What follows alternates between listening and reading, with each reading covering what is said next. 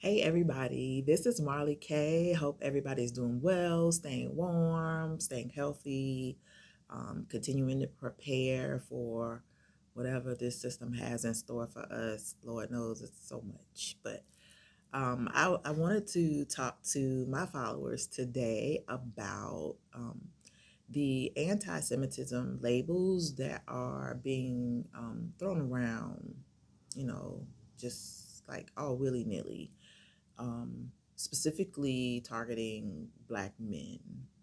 I find that extremely problematic, and it is so targeted and so frequent. Like you can tell, it is a strategy. And so I want to talk about it from a perspective that I haven't heard anybody else talk about it, and it's about um, the white supremacy aspects of the anti-Semitism label.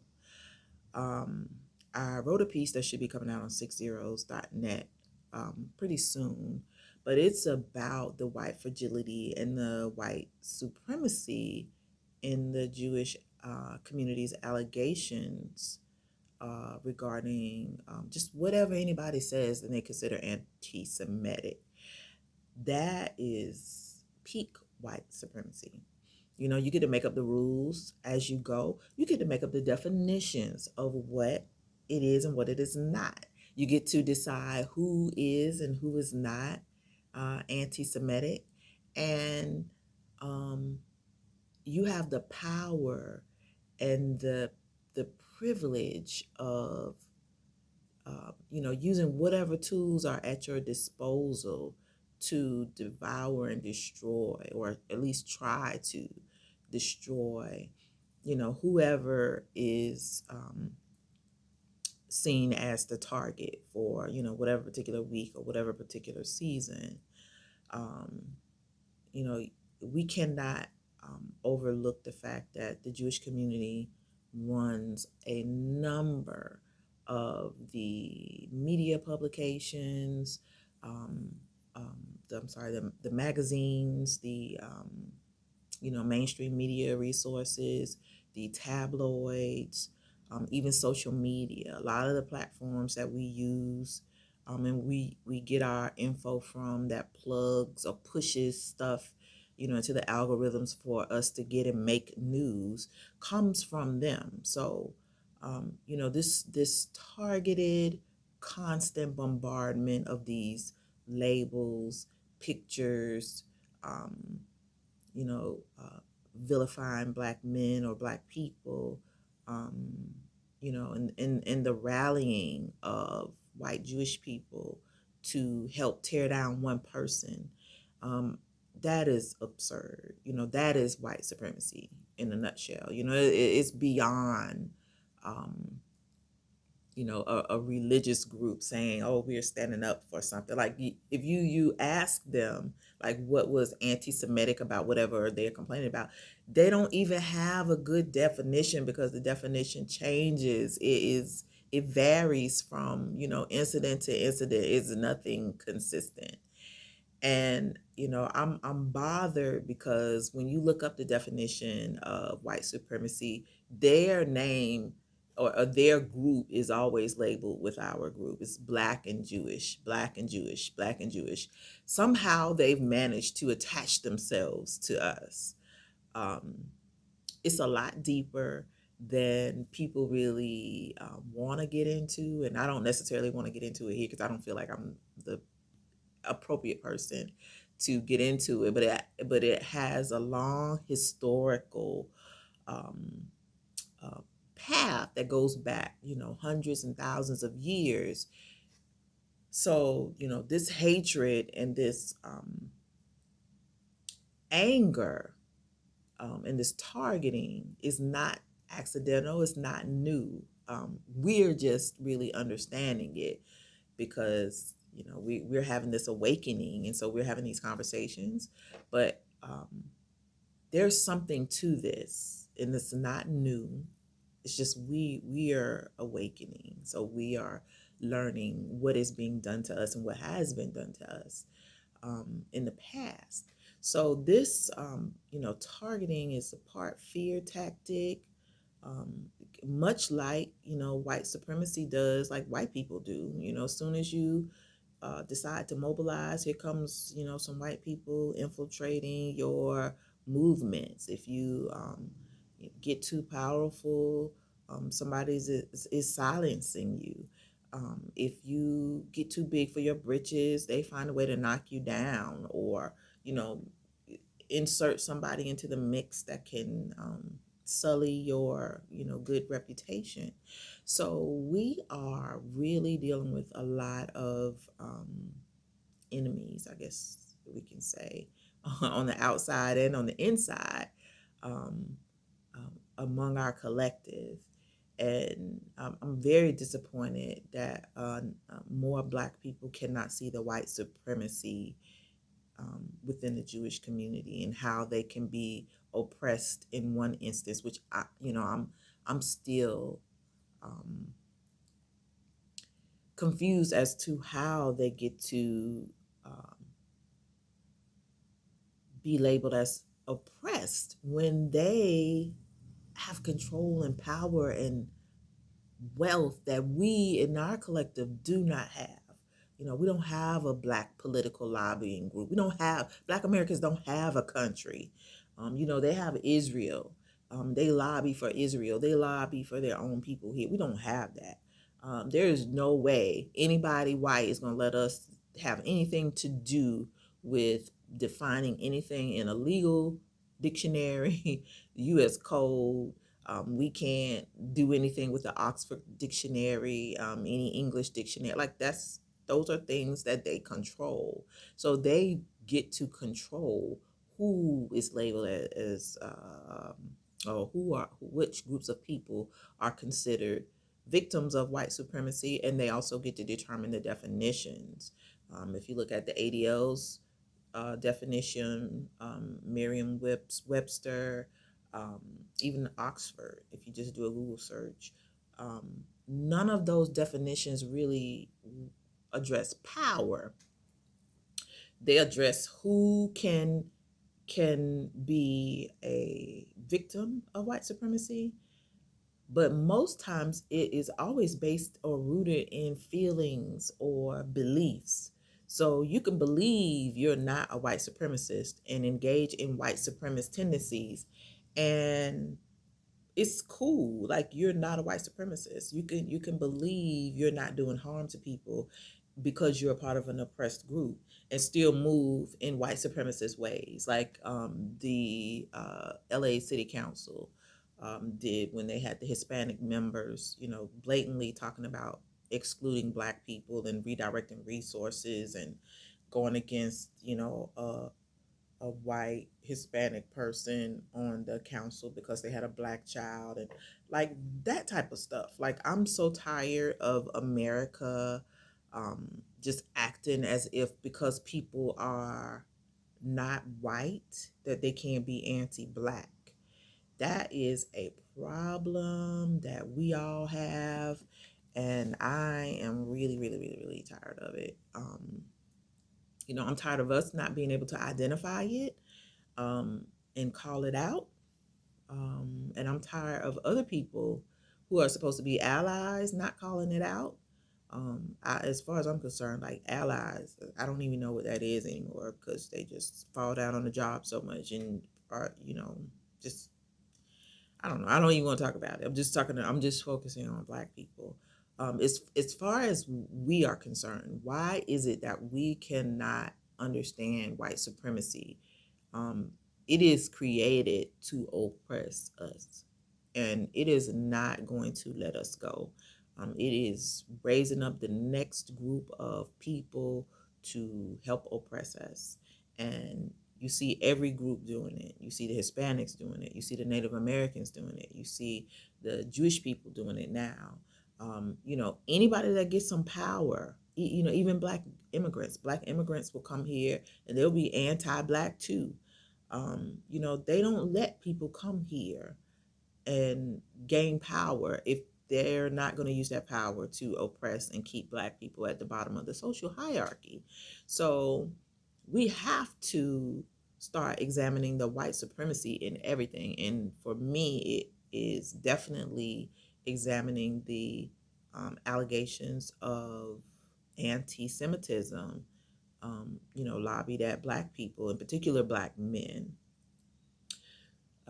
So I will include a link to the piece that I wrote for 6zeros.net, but I really want y'all to start paying attention to the definitions of words, because the definitions change so frequently, and they are definitions that define what happens to us, but they also define who are the people doing the things to us.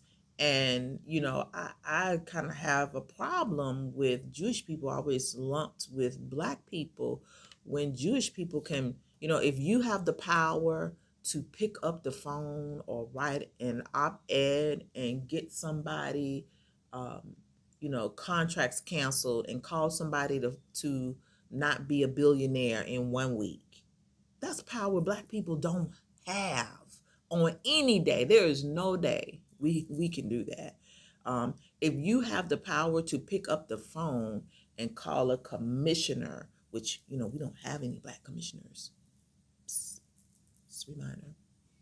But if you have the power to pick up the phone and call a commissioner and tell that commissioner, we want this, Black person not playing, and give them a list of things that they have to do. Like, we don't have that power. When you talk about a power dynamic, that's something that we just don't have. And so I just find it problematic that, Black people are not connecting the dots. And I want us to do a better job of really looking at the white supremacy in everything these days, because we cannot continue allowing people to co-opt our victim status. I hate to call us victims, but we really are the most oppressed group in this country. And there is a constant, um, battle between the groups to see who is going to step on our necks more. So I don't want us to get so caught up in fighting for individuals that we miss the bigger picture, in that, these fights with these celebrities are sending a message to us all. We get caught up in, oh, they're treating this one wrong, but these people control a lot of things that impact us. They control law, they control, the entertainment, they control media, in even within the entertainment, the media component. We don't own any television stations. Most of the funding that you get for movies and things that are produced for us comes from Hollywood, or, people in Hollywood. You look at who owns these companies and who are the CEOs of these companies, who, it's not us. So I would like for our people to start, tracing the footsteps. Do a forensic analysis of your life. If you enjoy some type of entertainment, who's the CEO of that entertainment company? If you like a certain product, who's the CEO of it? If you use a social media, who runs the platforms? Who created those platforms? Where did the money come from? We got to do a better job of really investigating the white supremacy in everything, and definitely looking at all these definitions, because they are changing so rapidly. I just find it really disturbing that power is not mentioned in the definition of white supremacy for any of the definitions that I looked up. And so this basically means that anybody who believes they're not racist can say, I'm not racist. And that would include the white Jewish community, because, clearly what they are doing is anti-Black. Now, whether we want to say it's racist, I say it's white supremacist, because it is flexing their whiteness, even though, you know, Jewish people are like a ethno religion. At the end of the day, I just consider them white people. I don't know, um, you know, how to differentiate the person that I actually see doing something. They're not black or Hispanic or something else. They're white. So I don't care about any of the other labels that people choose to give themselves to skirt taking responsibility for the white supremacy that they participate in. So I just want to ask everybody to read this piece. Go look at what the different sites note as the definition of what white supremacy is. You will be surprised, and you'll be surprised at how many times the Jewish community's name comes up in those different definitions of white supremacy and as far as victims of racism. And again, I'm not saying that Jewish people are not victims of racism. They are. But primarily, that racism is, lateral. It's white people, American white people, white people, European white people who don't like, Ashkenazi or um, some other type of Jewish people, Hasidic Jewish people. Um, you know, it's not us. We don't go to uh, synagogues and kill people. We don't go to Jewish schools and do anything. That's not us.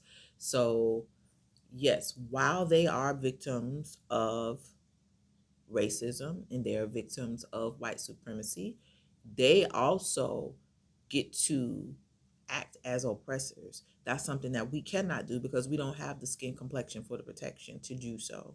We don't have the resources to do so. We don't have anything um, in this country that allows us to dominate anybody. We can't pick up the phone and say, we got 200 black celebrities that's going to cancel anybody on Fox News or, somebody white, someplace that has done something to black people. We just don't have that.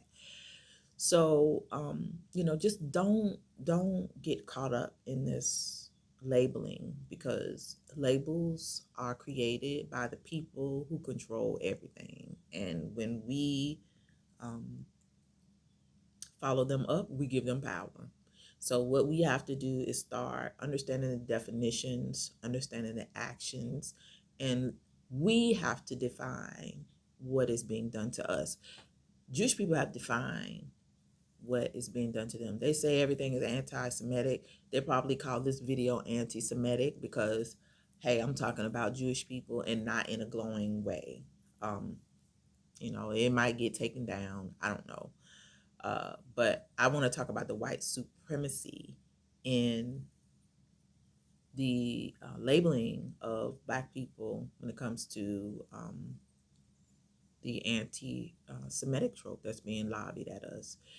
That is a trope that black people who say anything, even if you say, like Dave Chappelle, I support the Jewish community and blah blah blah, but I learned there are two things you can't say. Like he basically proved them. He proved what they do to be true. You can't talk about Jewish people without being labeled anti-Semitic.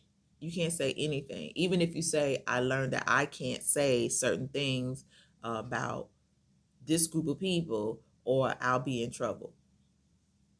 The next day, big label in the newspaper, ADL says blah, blah, blah. Come on. Like, you have to see the BS and all that. So, just pay attention to what is happening, but don't get too caught up in it because there are other important things that are going on, and I'm going to tell you about them probably later this week. I have a friend, I don't know if you've been keeping up with the Sunday law that's happening at COP27, but I really need to talk to you about that, and I'm going to talk to you about that probably later this week because it is also, I believe, tied to this campaign to distract us from what is really going on over there in the Middle East right now. So, whatever you're doing to prepare for, rough times, please continue Pray for Black people because we are really catching it on all sides, everywhere. It's not just celebrities, it's even just at a local level. Like, we are under attack spiritually. And so we need all the support that we can get. We need to support each other. We don't need to beat each other up.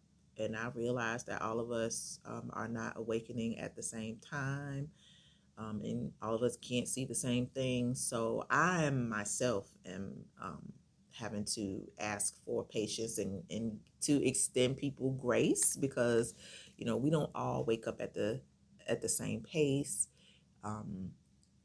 At the same time, and I want us to have patience for one another, but also understand there are some people that you're never going to convince of what we're talking about, because there are some people who just love this system and they're going to love it till it falls completely on its face and lets them down. So I am quite okay with that too. But I do want us to try to get each other to wake up and to stop buying into whatever this system is putting out, because right now they're just playing mind games with us, and they have us all confused and distracted from the things that really matter. The root of this issue is white supremacy, and Black people don't have any power to do to Jewish people what Jewish people, the white Jewish population community, that we don't have the power, privilege, or resources to do to them what they do to us. So no matter what they say, no matter what allegations they hurl at a Black man, or on a rare occasion a Black woman, remember, if they get mad, they can flag you. Your stuff is immediately gone. If you're doing comedy and you talk about them and they don't like what you say, you're immediately put on the poo-poo list. If you're like Kyrie Irving and you talk about your heritage, your lineage, and refer to some material that you read that is not pleasing and glowing of white Jewish people, then they have a problem with it. Never mind that there are Black Jewish people who they don't even give a second thought to, but just the white opinions matter. That's problematic. If you, like Kanye West, you talk about, I have Jewish this and Jewish that, and all these people around me are Jewish. But I can't say that, because that means if I say it, because of their definition of what anti-Semitism is, I'm considered anti-Semitic. That is crazy. That's insane. But that's also telling of, you know, just how manipulative and cunning people are to keep us from speaking. We can't even talk without being censored. So that's problematic for me. And I just want us to be mindful and just paying attention. Don't get caught up in the labels and things, because white supremacy loves controlling words. They love controlling the definitions, because that's what they do. It gives them the privilege of saying, I'm white and I say so. And they understand we don't have the power to do anything. We didn't build the society. We didn't build the codes. We didn't build the laws. We didn't even have any, rights for a certain period of time. And right now, we really still don't have any rights. If you can see what's happening now, we don't have any rights. So at any time, these white supremacists can just say and do whatever and take away our livelihoods, take away our freedoms, and they don't think anything about it. They happy. I've never seen such happy religious oppressors since the Catholic Church and Christianity, came to capture us and distribute us all over the Western Hemisphere and in Europe. So, just think of it for what it is. These people don't change. We have to wake up and wisen up. And this is our season to awaken. And we need to do so quickly, because we are under attack. And we need all our brothers who are going to be in the fight. We need them to be aware, awake, and ready to do battle. This is a spiritual battle, and it's a different type of battle, but you need to be aware of what's going on. So I just wanted to come and talk to you a little bit about it, and look for my piece. Hopefully it's published soon, but if it's not, I'll come back and I'll put it in the uh, bio of the description, and I'll also do just a brief short on it. So y'all take care, be good, stay warm, and just stay aware of what is happening, because we are under spiritual attack, and it's a part of their psychological warfare plans to wear us down so they can take us out. But that's not going to happen, and not on my watch anyway. So, I want to give a shout out to all the Black people who are in the fight, who are, really paying attention and standing, with our brothers under attack, because today, it's them, but tomorrow it could be us. So we just need to understand nobody's going to love us but us, and we need to really take care of one another in this hour. So have a good day, people, and I will be back to talk to you soon about Sunday law.